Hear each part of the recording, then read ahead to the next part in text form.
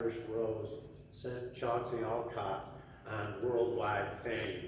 He became the strongest and biggest and most popular Irish tenor ever to come around. He could sing anywhere he wanted. He usually graced the stages of New York City, Washington, Philadelphia, Boston.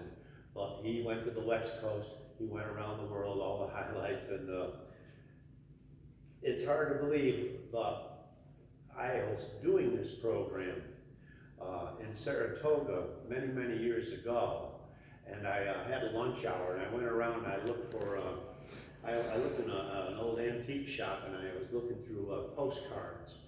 I found a postcard of Chauncey Alcott's Saratoga mansion. Well, I had no idea he came up to Saratoga, but obviously there was a rich history there also.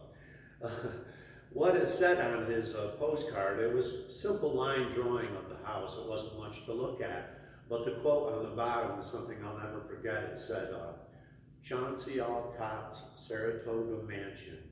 He rarely stayed there, but he kept it there for friends. He was a high roller. He was a real high roller.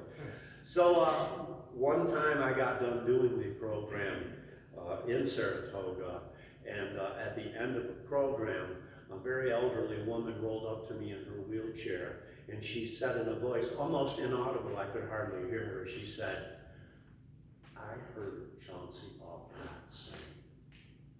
Well, I whipped my head around so fast I almost pulled a neck muscle. I said, "What?" And she repeated, "I heard Chauncey Alcott sing." Well, I looked deep into her eyes, I grabbed both of her hands, I said, "What was that like?" She got this faraway look in her eyes, and she looked like she was transporting through time. And she said, "It was Congress Park, around 1930. It was the end of the night. It was time for what they call the grand finale. Now on the stage all night, there had been a number of, this is what really threw me into the age,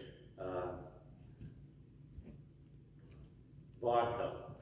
A number of vaudeville acts. There were singers, there were jugglers, there were poets, all kinds of shows going on that night. And the big surprise at the ending was, of course, my next song, When Irish Eyes Are Smiling. You see, Chauncey Alcott ran into George Ball, 1912, and they wrote The Isle of Dreams, a big hit musical. From that comes When Irish Eyes Are Smiling, the most popular of all the Irish American songs. Anyway, she said that night, her memory was becoming more and more clear the more she talked. And she got into the details, and I was stunned. She said that night in the orchestra pit, there were 67 musicians. She said on one side of the stage, there was a chorus of 25 singers. And on the other side of the stage, there was 20 Irish step dancers.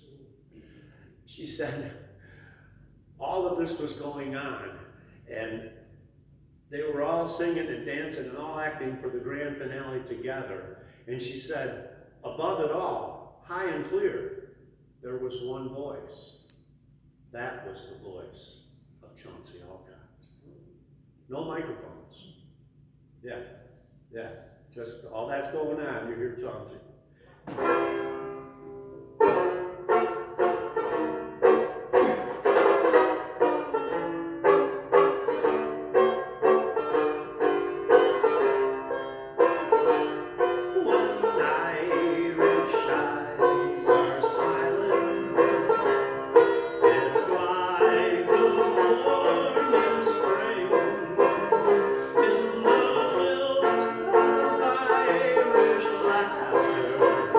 You